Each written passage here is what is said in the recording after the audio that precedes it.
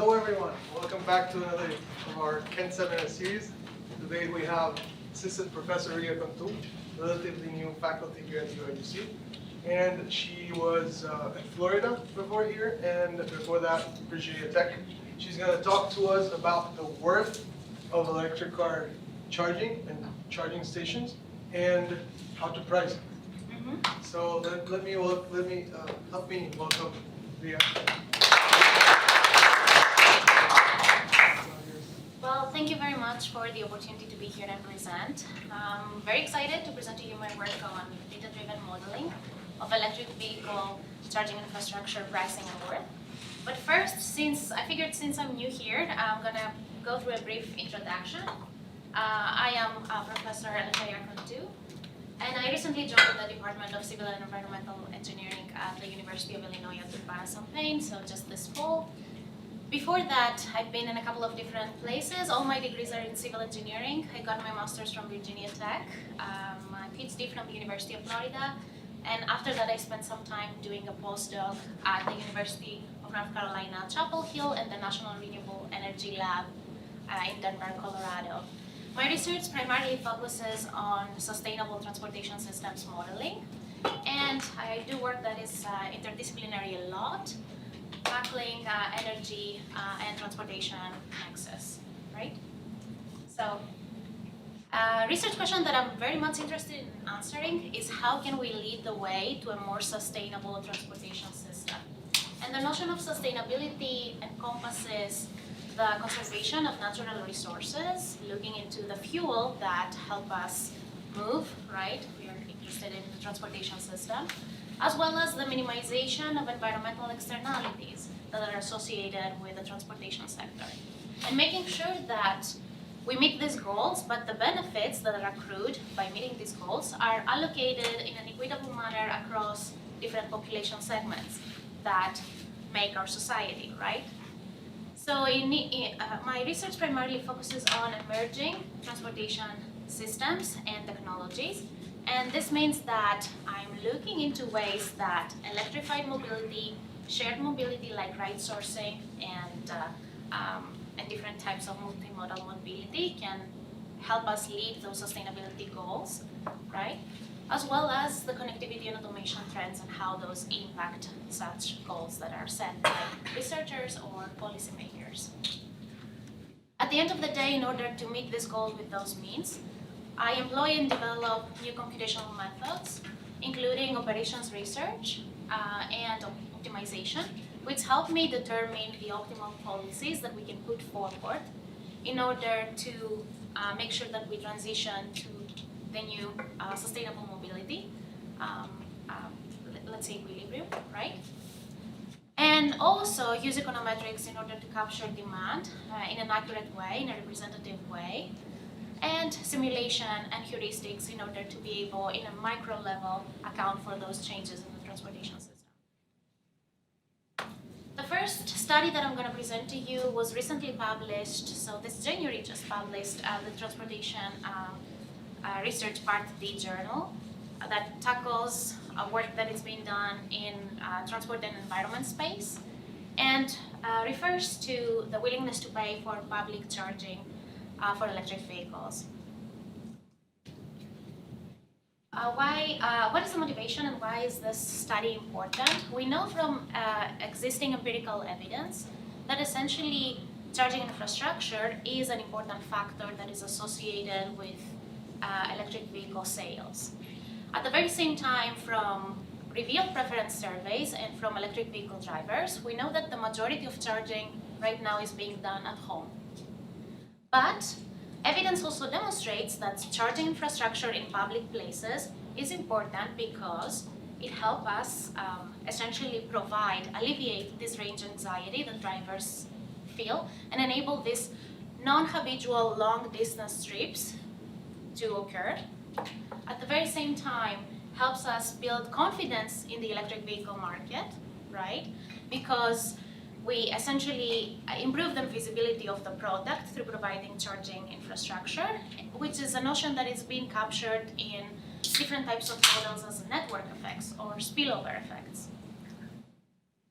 And And on your right-hand side here, you can see how the charging stations in the United States grew from 2010 to 2019 in an exponential manner. Here we note both the level 2, which is slower rate of charging, as well as the direct current fast charging, which is essentially a 100-mile of range recharge in less than 30 minutes. Go ahead, and we're interested here to calculate the willingness to pay for public charging infrastructure, which reflects the tangible value of the existing infrastructure as is currently in the transportation network in the United States. We have a couple of evidence that stem from stated preferences, but those are outdated quickly since reflect only the early adopters. Right? So we are moving into a mass market adoption of EVs, and we are experiencing more and more sophisticated users that have good knowledge of the charging infrastructure availability. So we propose and we synthesize a set of willingness to pay functions that are based on electric range of the vehicle, so the miles that can be covered with electricity, right? Charging availability, so the number of public charging stations on the transportation network. The annual vehicle miles traveled, which is heterogeneous, of course, for its user, as well as the type of recharging that is being used and the type of vehicle. And some socioeconomic characteristics that are associated with households that own this type of vehicles, such as income. And our objective is to essentially create those 3D curves that track the present value, so the willingness to pay for a certain level of charging infrastructure, as that varies with the electric range of the vehicle and the charging availability.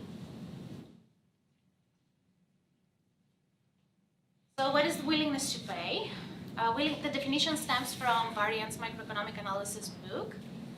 We state that this is the maximum amount of money that an individual is willing to give up in order to gain a good or avoid a bad, right? So assuming a consumer's indirect utility function denoted as U, where X is the vector of the vehicle attributes, including the price of the vehicle, X sub P, Y is the vector of the consumer attributes, and C is the vector describing the context of choice, with I included in that vector, describing charging infrastructure availability. And solving for the total derivative of this indirect utility function with respect to the infrastructure and the price of the vehicle, and setting it to 0, we come up with the change in price that is offset exactly with the change in infrastructure, results in the quantity of present value of dollars that would keep the driver's utility at a certain level, given a change in the infrastructure availability. And this is essentially what is noted in the economics as compensating variation. The maximum amount of driver would be willing to pay in order to achieve another level of charging availability. We come up with a synthesis of different information from the past in order to be able to put forward these functions that accurately describe the decisions of the drivers. We use simulation analysis in order to capture how the level of public chargers influence the electrified miles that can be achieved. And we utilize econometric analysis from different types of surveys, that track the enabled miles travel and their impact on the willingness to pay for this additional mileage that is provided by charging infrastructure placement. Synthesize this information in order to create functions that vary by range and infrastructure availability, and is heterogeneous, accounting for income, as well as the annual vehicle miles traveled of its household, and the charging type that is offered. Note that there's a small caveat here. We make the assumption again of a sophisticated user, a sophisticated traveler that has complete knowledge of the charging infrastructure and the network. So the perceived charging availability often is not the same as the actual availability. Here we assume that it is, but in the future we would like to revisit this assumption. Now, using leveraging simulation analysis that has very good granularity of spatiotemporal data of travel of electric vehicles can give us a set of curves that describe the percent of additional vehicle miles traveled that are enabled through improving driving range of the electric vehicles for a certain level of infrastructure. And we observe that the enabled mileage decreases with the inverse of the square root of the driving range R, and that the marginal benefits that are achieved through the improving of driving range are essentially diminishing.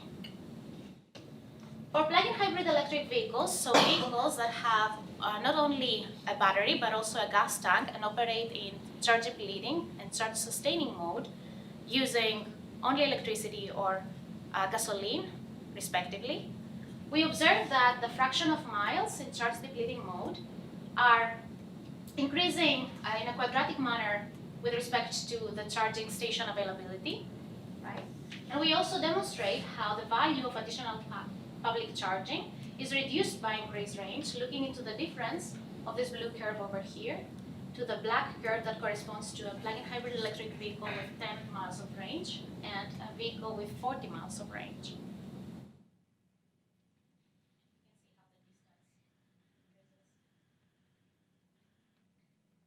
We also capture the relationship of willingness to pay for charging, not charging, but the electrified mileage, as well as the income, the household income. And we would expect that as the income increases, the willingness to pay for an additional enabled mile would increase. And a lot of actual surveys have demonstrated that. We see that there are conditional nested logic models that come up with these outcomes, as well as multinomial logic models. But we go with this function over here from the McFadden and Train study. So an early one study of a mixed logic model that resulted in an outcome that states that the willingness to pay function increases with the natural logarithm of the income. And we utilize that in our analysis. So that we are able, from all this knowledge, to synthesize functions that can help us essentially capture the effect of charging infrastructure availability on plug-in electric vehicle sales in the long run. Right now, it enables us to calculate the willingness to pay for public infrastructure. In the plug-in hybrid electric vehicles case, so the vehicles that don't have both a battery and a gas tank, we track the value of energy savings that can be achieved from additional miles that are conducted, right, because of the availability of charging infrastructure on the network. And willingness to pay function is a product of a certain set of multipliers, starting from a fraction over here that tracks the charge depleting miles that are enabled when the infrastructure denoted by I is, and it's not, available. M sub ij dictates the annual vehicle miles traveled, right? And this multiplier over here demonstrates the fuel savings per mile that can be achieved in charge depleting versus charge sustaining mode. So when the vehicle operates only gasoline versus when the vehicle operates with electricity. So essentially, charging infrastructure enables the drivers to drive more with electricity. And this is a benefit because it costs less for the drivers. And all the other factors are there in order to make sure that the enabled miles, because charging infrastructure is available, are essentially accounted for correctly. Sorry about that. D is the discount factor that is used in this analysis. And at the end of the day, we conduct a numerical experiment and we demonstrate how the present value that is shown on the z-axis varies based on increasing charging availability on the y-axis and increasing range in the x-axis of the electric range of the vehicle. What we demonstrate here is that the willingness to pay increases, but with diminishing returns as charging availability increases, which we would expect, right? More charging infrastructure on the network placed in critical positions can help with enabling more miles, but with diminishing returns. Same thing holds with increasing charge depleting range, right? The number of enabled miles decrease as we, for the same level of charging infrastructure, as we enable more and more mileage with an existing driving range. We move to willingness to pay for battery electric vehicles, so vehicles that have only an electric range. And we demonstrate that the value here comes from the electrified miles.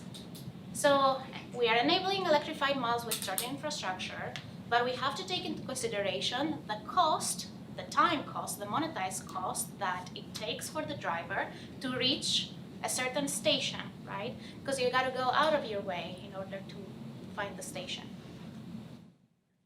The willingness to pay function is another product of a set of multipliers.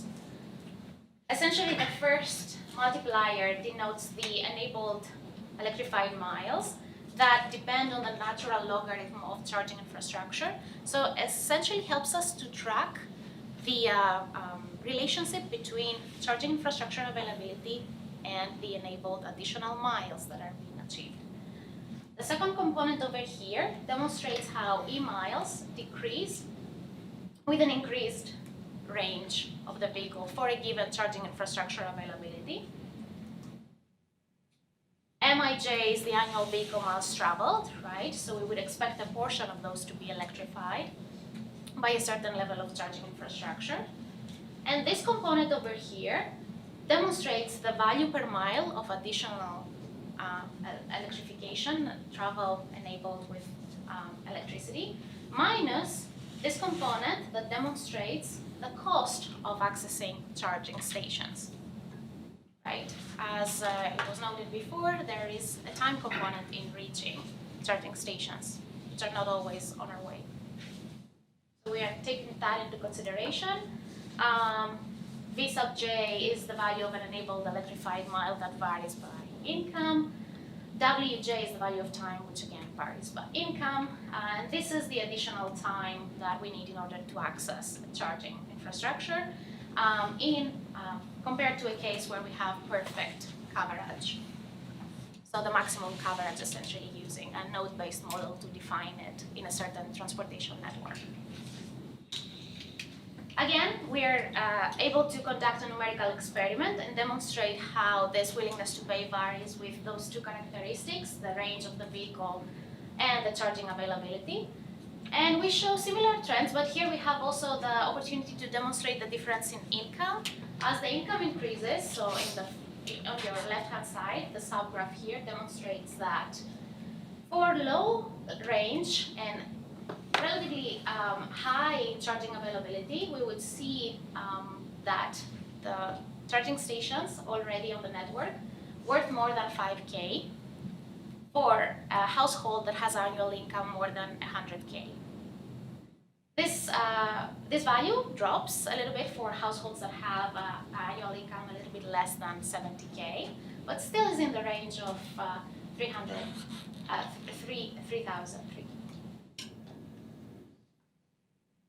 So if you consider how charging availability is being valued, it's pretty much similar to a tax credit, right? So different types of incentives are being offered to drivers in order to pursue an electric vehicle, to consider purchasing an electric vehicle. And therefore, the value of charging infrastructure seems to be at the similar level at a perfect world where we would have perfect charging availability. Last but not least, we are looking into willingness to pay for interregional charging, so intercity travel, long non-habitual distance trips, and consumers would value the charging infrastructure availability in a different manner there. We're not only going to consider the added electrified miles in this non-habitual travel patterns, but we're also going to consider, again, the cost of going out of your way to recharge, this monetized time cost, as well as the cost of recharging. Thinking about interregional trips, we are interested in reaching a destination. We are not in for it to enjoy the ride, right? So the more time that we spend recharging is actually less valuable to us. So this is a concept over here, with again the first multiplier of the product of the willingness to pay function denoting the enabled miles that depend on the natural logarithm of the charging infrastructure availability. And M sub j denotes the annual interregional trip mileage. So this is specific to this long distance trips portion. And this component over here, the third multiplier, essentially captures this value per electrified mile that is discounted by the time of cost to access charging infrastructure and the time to recharge. And essentially here I state how this different notation is interpreted. Theta r is the practical electric driving range, and E sub I the charge energy consumption, as well as the charger's electricity delivery rate, so the recharging rate. Again, we have the opportunity to conduct numerical experiment here and demonstrate how the present value differs for range and charging availability levels. We see that for low levels of electric range, so close to 50 miles, vehicles in 2016 probably used to look like that, so very low driving ranges. And for full charging availability, so 100% charging availability compared to a maximum coverage case, we would anticipate charging infrastructure levels to be worth more than 10K. Very significant amount, right? Particularly thinking of the tax credit that is available from a federal standpoint to drivers of electric vehicles, which is 7.5K right now. Now, California is in the forefront of electrification and has half of the electric vehicles in the United States are registered there. Therefore, we have a very good data set that we can utilize in order to fit these functions and conduct an extensive analysis. We are able to demonstrate how willingness to pay for Californians change according to their driving range. And we take into consideration the actual charging availability in the state of California. If this is interregional, so across the intercity routes, we have very good infrastructure coverage, 67% approximately.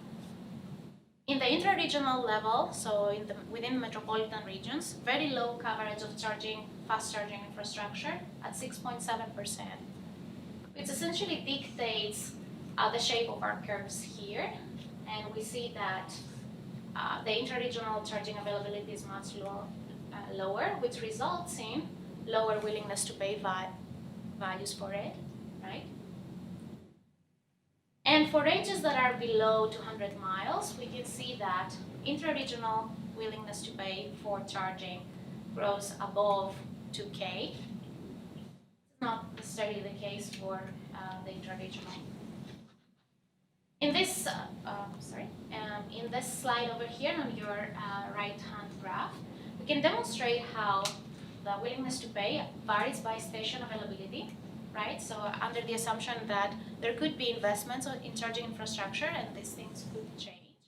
But still for battery electric vehicles of 150 and 200 miles in intra-regional and inter-regional types of trips, demonstrate how there are diminishing returns from deploying more and more charging infrastructure and how willingness to pay changes over this period of potential investment.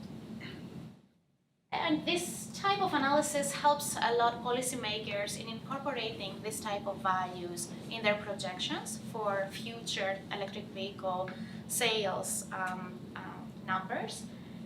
And not only that, but it can also help us evaluate the investments being made on that front by calculating the consumer surplus, right? And provide an accurate measure of reflecting how well the taxpayer money is being invested and what is the gain that we receive out of it. The California Insights suggests that for a battery electric vehicle driver of a 100-mile range of vehicle and availability of home charging, public fast chargers would worth about 1.5K in an intra-regional setting, so within a city. And along intercity routes, we would end up having 6.5K worth of the existing charging infrastructure network. So pretty substantial. Now, the cool thing about electric vehicles and the new market is that a lot of new stakeholders are introduced in the transportation sector, including public charging infrastructure providers, which are essentially the ones that provide this type of infrastructure and enable us to operate the vehicles, as well as utilities who essentially sell electricity to public charging providers, right? So we have a paper that was recently published in Renewable and Sustainable Energy Reviews that looks into the available set of electricity rates offered by utilities and demonstrates the costs that they have to incur while they're operating this type of infrastructure. So this is an empirical study. And we start from analyzing the existing let's say, spatial distribution of charging stations across the United States. We see that for those that we know prices of more than 1,200 stations, we have those belonging for networks, and we have an average price that the consumers, the drivers, end up paying of $35 per kilowatt hour, and standard deviation of $22 per kilowatt hour. You can see that in Illinois we are pretty good compared to other states, but still in the range of $20 to $40 per kilowatt hour, right? There's issues with the fact that electricity rates that are offered to this type of service are not always optimized for the service economic viability, right? So providing an electricity rate does not necessarily mean that they have in mind when they are designing it, this type of service. And since it's a pretty new market, we don't necessarily have very good data in describing charging profiles of electric vehicle drivers. And there have been a lot of, let's say, news in the media suggesting that this type of services actually suffer from an economic point of view, given that electricity rates have components or charges that hurt the providers and do not enable them to make money, particularly in the early years of low utilization of the charging stations.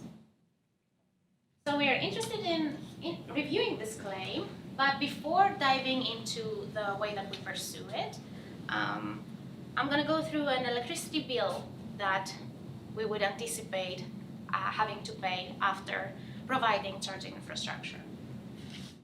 There is a portion that is built in dollars per kilowatt hour, so based on the volume of electricity that is consumed. And this constitutes the energy charges. There is a portion of the bill that demonstrates the demand charges, and this is built in dollars per kilowatt, which is the maximum power drawn from the grid within any 15-minute interval of the billing period. What does this mean? It essentially denotes that a charging station that is uniformly utilized at capacity and a station that is irregularly utilized, let's say only once 1 hour over the whole monthly period is utilized at capacity, both those type of stations are going to pay the same amount in demand charges. But for the one that is highly utilized, this is a small portion of the bill. For the other one, this is a large portion of the bill. And thus, this is essentially difficult, particularly for companies that invest in charging infrastructure in places where utilization is low. The cost of electricity that the providers will have to face at the end of the day is pretty much varying by the electricity rate structure. So not all the rates have demand charges. We'll see about the descriptive statistics there. But there are rates that have only energy charges and rates that have both demand and energy charges. It is also, though, driven by the station size, so how many plugs we provide on the station, the type of power that is drawn from the grid, and the volume, the energy that is drawn from the grid per charge, right? The charger's utilization and the charging profile, as well as the station power, so the size of the station and how fast you can recharge there. The objective here is to evaluate the operating cost of a charging station in this case, and help us draw the differences between rates that have demand and the ones that do not have demand charges, in an effort to provide policy levers or proposed policy levers to rate makers and those that are working in the utility business on how they can deal with this type of charging infrastructure and the rates that are introduced for public charging. In order to come up with actual values, we utilize the utility rate database. It's offered by the National Renewable Energy Lab and has more than 25,000 rates across different utility service territories in the nation, including Alaska and Hawaii. But for our specific region, we are using 7,500 commercial rates that could be applicable to the operation of an electric vehicle. What does this mean? We take into consideration the upper and lower bound of energy and power interval, essentially, in order to choose the types of rates that would be applicable to charging infrastructure. And on your right-hand side, this graph demonstrates the coverage of the utility rate database, and you can actually review different rates and their accuracy in an online platform, but you can call those rates through an API, or you can download a text file and work with it. By conducting descriptive statistics, we are interested in understanding how many of those rates have a demand charge component, because those are the ones that are considered as the ones that are hurting the financial viability of charging infrastructure ventures, right? So we see actually that a lot of the charges have, a lot of the rates have a demand charge. 45% have a flat demand charge that does not vary by time of day, and 9% have a time of day demand charge, which means that depending on the time that you have this maximum power draw from the grid, you're going to pay a different, you're going to be billed by a different dollar per kilowatt value. But plotting these rates that have no demand charges, that are denoted by the beige color in this map, we can see that half of the population and the highway miles within the United States are falling under regions, utility service territories, that do not have demand charges. So this is really beneficial, knowing that we can overlay the location of charging stations in regions that do not have this type of charging component in the rates. At the very same time, we know that deciding the location of charging infrastructure is driven also by demand. Therefore, these utility service territories might not be the best location for infrastructure deployment. The type of method that we are using here in order to arrive to the electricity cost outcome, we are feeding all the information from 5 specific scenarios that we develop into a scenario module that help us come up with on-peak and off-peak charging profiles. So we have hourly power and demand profiles that stem out of this process, and the specification of the charging station, as well as the different characteristics of the operation, will be discussed in the next slide. So these hourly profiles for energy and power use are being fed into this cost calculation model, where we actually feed all the electricity rates, the 7,500 rates, and we're able to simulate the monthly billing period that is conducted by a utility, and come up with the operating cost of electricity in dollars per kilowatt hour, and distinguish between rates with and without demand charges.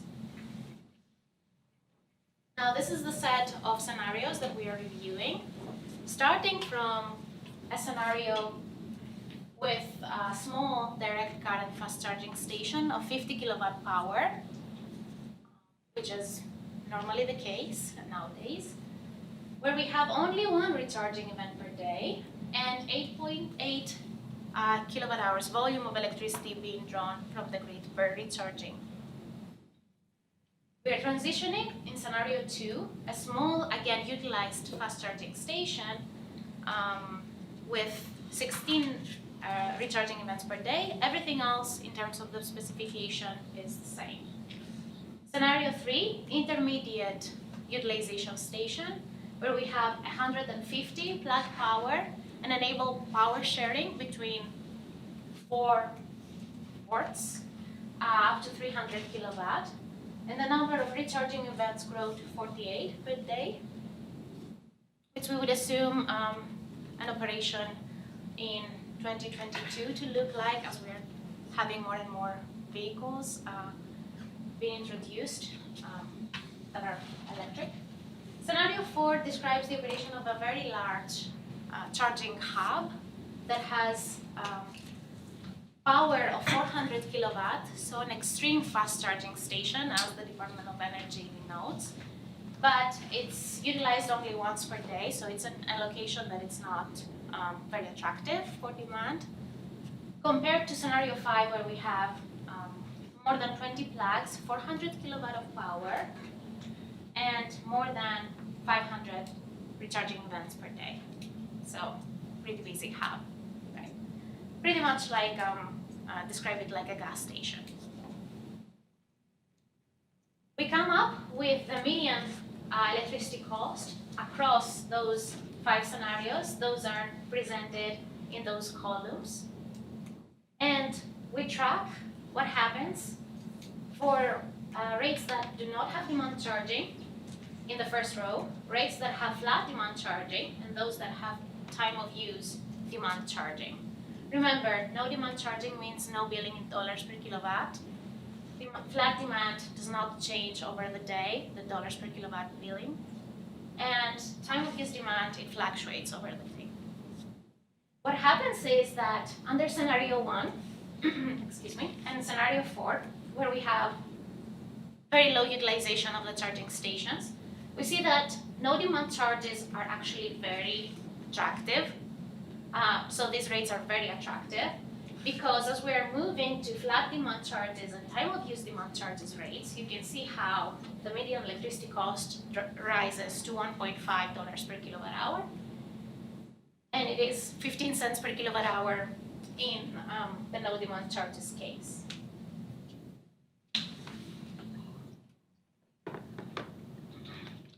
Same thing holds for the time of use demand charges, right? And we see a lot of benefit transitioning to an off-peak recharging event. So incentivizing or providing nudges to the drivers in order to help them realize the benefits that can be accrued from shifting to such a charging profile.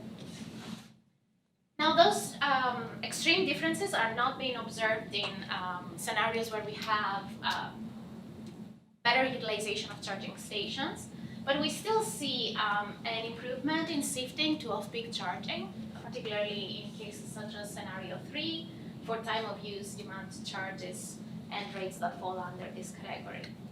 And this is particularly evident in large charging stations with extreme fast charging, where if we fall under the category of time of use demand charging rates, we see very much the benefit of incentivizing our drivers to charge during off-peak. Conduct also sensitivity analysis to track how this average, the median electricity cost varies across different levels of energy when the energy is being drawn by the grid per charge. And we demonstrate that the line that denotes the demand charges rates, as this is dictated by the dotted curve, For scenario 1 and scenario 4, it's always beneficial to have no demand charges to encourage the utility to offer this type of services, just because the utilization is so low, right? But when we're transitioning to greatly utilized charging stations, we observe that there is actually a tipping point that would be beneficial to transition from no demand charges to demand charges, so from the black curve to the dotted curve, right? And this is dictated for different sizes of stations and different utilization levels, different energy per charging event magnitudes, such as in scenario 2, approximately 18 kilowatt hour per charging event, and that increases as we're moving to bigger and bigger stations. So essentially, when the energy use increases, we anticipate that rates with demand charges becoming beneficial. We also observe the differences in the median electricity cost over the number of recharging events per day. And again, we see the benefits of having rates with no demand charges in low utilized stations. But as we are transitioning to bigger stations that have the capacity to offer more positions for recharging, we observe that it's actually beneficial to move at some point when the utilization increases to rates with demand charges, which drop often less than 10 cents per kilowatt hour, the median cost that the charging provider would incur from this type of operation. We also capture the spatial variability of this type of cost across the different utility service territories. We plot this in a map for the contiguous United States and Hawaii. We identify certain regions that might suffer under certain scenarios. So even though in a scenario with an increased utilization, such as scenario 3, we would anticipate costs for charging infrastructure to be relatively lower, we still find regions such as Hawaii, California, some regions in New England to suffer from increased electricity costs that are greater than 30 cents per kilowatt hour often. Imagine that the electricity, conventional residential electricity that we pay is around 10 to maximum 20 cents per kilowatt hour, so it's a substantial change. And there are opportunities also to start thinking of how renewables can be integrated in existing charging station setups so that we can further alleviate all these costs from purchasing electricity from a utility by deploying photovoltaic arrays, so solar panels behind the meter, as well as battery storage, because solar generation is actually intermittent, so there's not always sun shining, right? So we need battery storage in order to store this energy. And deploying this type of infrastructure might be costly initially, but we find out that it might be worth it in certain cases, such as extreme fast charging infrastructure that California plans to deploy. Now we have a certain case in San Diego where they want to have more than 40 stations there to create a recharging hub. We demonstrate that under the availability of storage and energy storage and photovoltaics on the station, we have the potential to further reduce this electricity cost from above $2 per kilowatt hour to less than $1 per kilowatt hour. So there are some benefits from integrating renewables in this type of operation. Now, a summary of our findings. There are several ways for utilities and charging infrastructure providers to plan towards this transition. We would say that first we propose to encourage charging providers to induce more utilization. And this could be done by having fleet owners participating in recharging and encouraging essentially operations like ride sourcing, Uber and Lyft, transition to electric vehicles so that they can utilize this type of chargers and overall accrue benefits that are beyond the ones that are anticipated for charging providers, but are also environmental, air quality related, etc.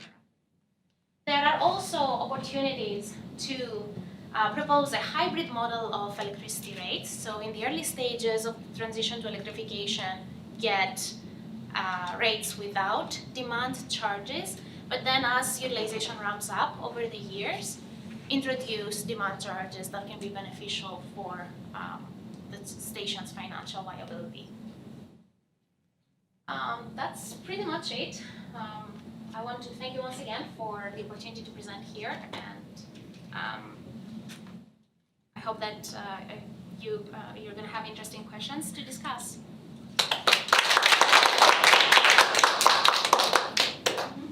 So thank you first for this very nice presentation.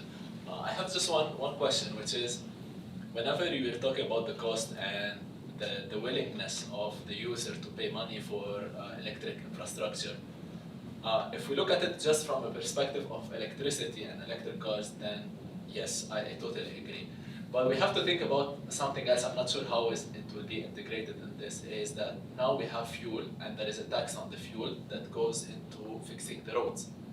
So whenever we talk about this money that the person is willing to pay, does this also include the money? Electric infrastructure will also come with infrastructure that needs to be fixed, that needs to be maintained, and everything. So how is this concept included within, especially now with like the increasing in percentage of use of electric car? Mm-hmm. I mean, now because it's small, it's still not a very big deal, but in the future, if the percentage increase of electric cars, and also like electric cars, it means you're not paying for the fuel, there will be more mileage traveled, more damage to the pavement and the bridges and everything. Mm-hmm. So how is that? You're absolutely right. So the state of Illinois has actually very recently increased the registration fee for electric vehicles because of this. Because of this, essentially, because electric vehicle users do not pay gas taxes and they do not contribute to the fund, right? Now, whether that can be imposed through utilities, I doubt it, because there's very different entities. But this can be addressed through registration fees. This can be addressed by having electric vehicle drivers signing up for a vehicle miles traveled fee, which certain states have introduced, such as Oregon, through pilot programs. So essentially transitioning from this gasoline tax model, since it does not apply for the alternative fuel vehicles, to a vehicle mile travel based fee that will fund the roads. Now this is very politically, there are a lot of political implications there, and it would also require a lot of people to have tracking devices, which might be easier as we are moving towards connectivity and automation, and all our vehicles are going to collect data, more and more data. So there is a lot of opportunities to do actual good pricing, more accurate than what we do with gasoline tax in order to fund our roads. But still, it's a policymaker's decision, and there has been a lot of research on that front. But the question is, whenever you were showing the results, in your study, you were showing the willingness of the user to pay a certain amount of money. Mm-hmm. So it's not just this amount of money that they are expecting to pay. This is this plus whatever is also needed to fix the infrastructure. So it will be summation of maybe it's equal amount. Yes, let's say that in this analysis we do not consider this type of externality that you're suggesting. It would be beneficial to do in the future, yes. So the boundaries of our analysis are only accounting for the drivers and their experience daily, so that's why we only account for the electrified miles, the monetized cost for accessing infrastructure, and the monetized cost for recharging. So we do not account for any other externality associated with the use. Because if you think about it, there's also emissions externalities associated with electric vehicles that could be priced, right? Because recharging, there are upstream emissions associated with recharging from electricity generation. So it's it's zero tailpipe emissions, but there are actually emissions associated with this product. So there's a lot of other implications that go beyond the boundaries of this analysis. That's a very interesting future research project Thank you. for me. First of all, thank you for the nice presentation. And I have a kind of related question. So does this model assume that the users of electric vehicles are kind of loyal users? Because, for example, when you talked about the willingness to pay, I think for some, for the least income, which is around 70,000, the willingness to pay was $3,000 per household. Mhm. Maybe that's comparable to fuel cost, and maybe if they can shift, for example, to fuel, that would put almost an upper bound on the willingness to pay. So in this study, the willingness to pay essentially describes how much the infrastructure is being valued by the drivers because it enables them to, in the plug-in hybrid electric vehicle case, it enables them to substitute gasoline fuel for electricity. And we track that very well there. But once you make the decision to go full electric, the more you drive electric, the more important for you infrastructure is. Therefore, the trade-off between gasoline and electricity is being taken into consideration in the type of vehicle that has both options. For the battery electric vehicle, we consider the value of the enabled mile without accounting for the trade-off. I would say for a backup vehicle, a lot of households would have the option to go to reach your destination with gasoline. That would also require us to account for this type of households and track different characteristics that those might have. So this was a little bit outside of the scope for the battery electric vehicles case, but it's pretty much the way that we calculate willingness to pay for plug-in hybrid electric vehicles. So I have a question. So first, thank you for the presentation. So based on this model that you propose, this willing to pay model, it's basically based on microeconomics, right? Mhm. Like the money, Mhm. dollars. So I'm wondering if it's possible to consider people's psychological factors into this model. Like for example, because this electrical vehicle is still kind of a new thing to everyone, and people may not be as equally willing to accept the EV compared to conventional vehicle. They may question whether it's reliable in 10 years or is there any issue that I might have if I have this vehicle, because vehicles not like phone. It's gonna be used for a while, and for example, in another scenario, maybe I heard some rumors about the government is promoting the vehicle in 10 years EV, and I need to get the electrical vehicle instead of conventional vehicle because that will cause me less trouble in the future. So is that something that might be taken into consideration in the future? Yeah, so you're right. Here in this type of analysis, we take into consideration the tangible value, so the value that we can monetize, right? And it's, I would describe it as a straightforward case. We are interested in the additional electrified miles and all the time cost that can be monetized. All these factors, the psychological factors, can enter such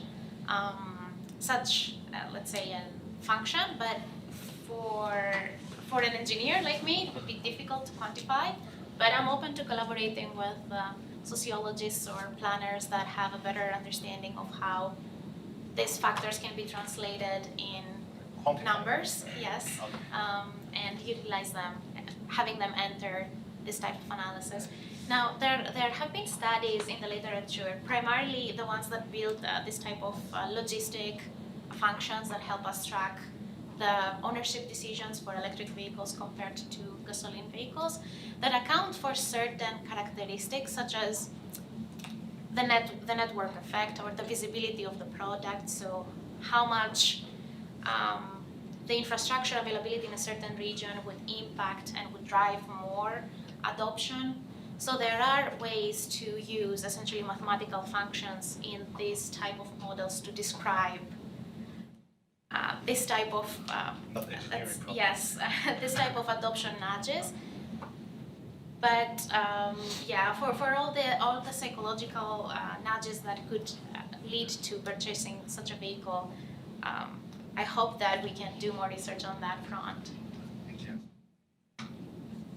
Mm-hmm. So going back to Watek's question about the trade-off, Mm-hmm. is, well, first, before that, how long does it take to charge my car if I have an electric car? That depends on the charging rate. So there are different types of charging stations. There you could charge in a simple outlet, but this might take forever, particularly for, let's say, vehicles that have more than 300 miles range. We all know which type of vehicles I'm referring to. Very prominent California-based brand of electric vehicles. So overnight you could charge easily with a level 2 charger. So essentially 100 miles in 4 hours. Think it about this way. And with fast charging infrastructure, 100 miles would be in approximately 20 minutes. So pretty fast. But this 20-minute time cost, is it considered in the trade-off for fuel? How do you Yes, consider- in the interregional travel, because we assume that you're doing this long distance trip, you want to minimize the amount of stops that you're taking between destination, between your origin and the destination.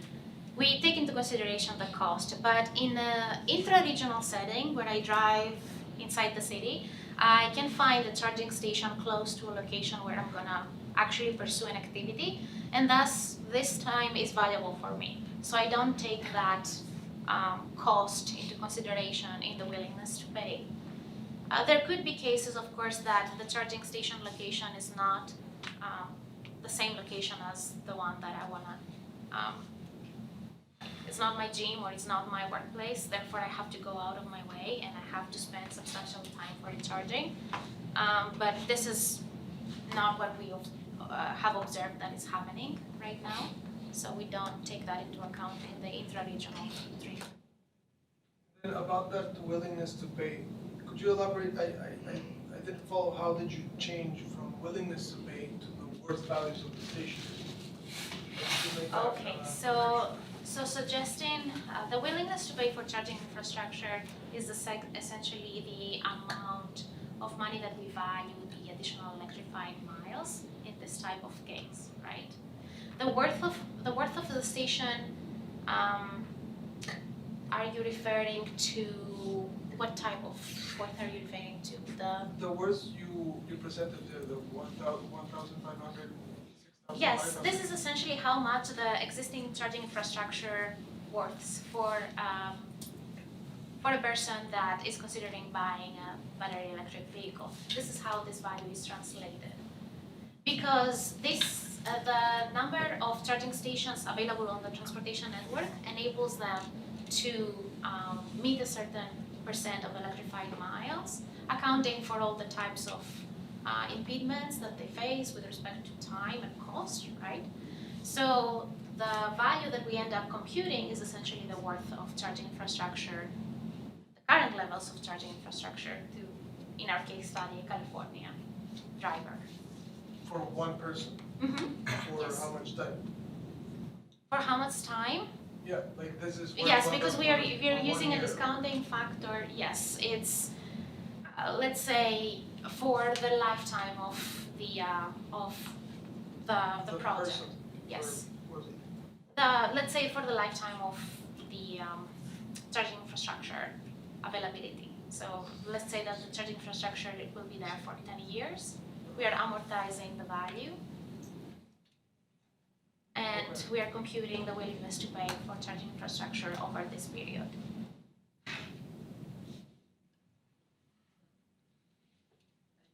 Have one question. Mm-hmm. So it's not directly related to charging stations. So here we are assuming that charging stations, you have to go there and charge your batteries. Like there are other models which have been looked into or you are planning to look into, let's say what if instead of, because you don't want to wait there for X amount of time. Because later if you want to expand the mileage, let's say into regional, you don't want to wait for a longer duration. Is there a way or is there a, an approach where you actually have already charged batteries available to you and you can replace, so you don't have to waste time or something. Yeah. Those type of models. That's right. Yeah. Thank you for your question. In research, um, I'm pretty sure that there have been pilot applications of this type of different ways of recharging. There are battery swapping stations where you can essentially swap the battery. But I haven't studied this model. It seems to me that a lot of people in research work propose it as a good way to account for the long recharging time that is required for buses. Like in a bus's operation, swapping can be considered a good way to recharge. There's also what we call wireless charging proposed. So building essentially infrastructure where you would be able to recharge on the go. To my knowledge, I don't know if there have been such cases in the United States. There might be studies, but there's definitely research on that. And so people actually try to understand travel flow patterns under the assumption of wireless charging lanes on the transportation network, and they're actually trying to come up with the trade-offs between having actual charging locations and the alternative, having lanes for recharging. So there's a lot of different ways. There's also wireless charging on site, which I believe the Department of Energy works towards. So they want to have this type of parking spots where you can actually recharge without plugging in your vehicle. Yeah, it's an open market. There is not it's still there's always a room for improvement there. So there's a lot of different technologies that are being proposed by the industry and the researchers. Acom is working on something like this, right? While it's rolling on the bridge, it charges. This is the one. Professor Razer has a proposal with ACOM to Yes. research this topic, but there's nothing firm. Mm-hmm. I think was that a question?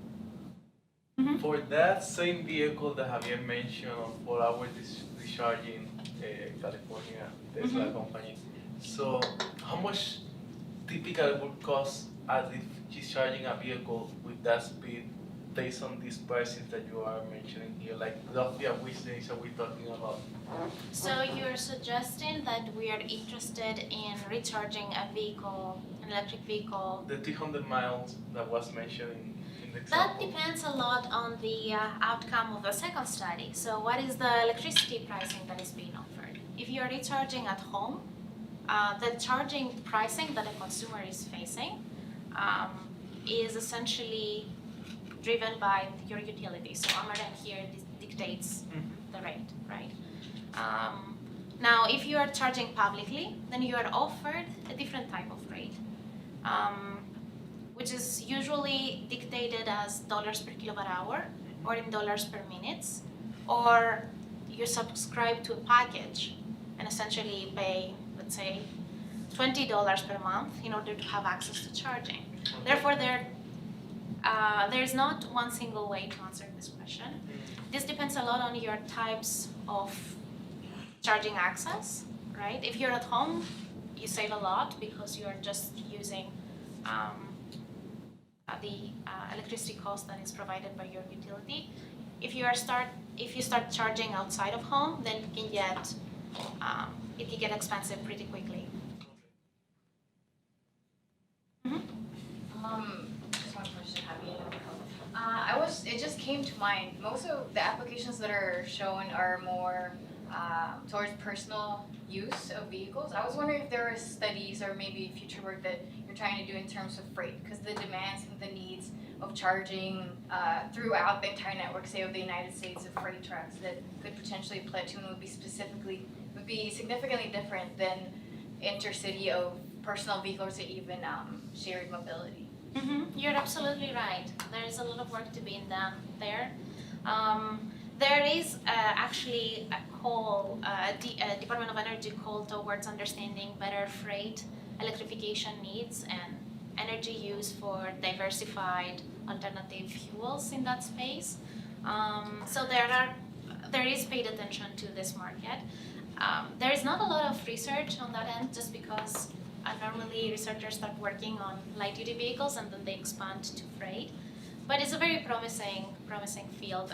We would anticipate, of course, the charging profiles to be very, very different, the utilization to be much higher, and then these type of charging hubs would require substantial investment from the utilities in order to support the electricity, improve the capacity and support the electricity that the amount of electricity, the volume of electricity that is going to be drawn from the grid for that type of service.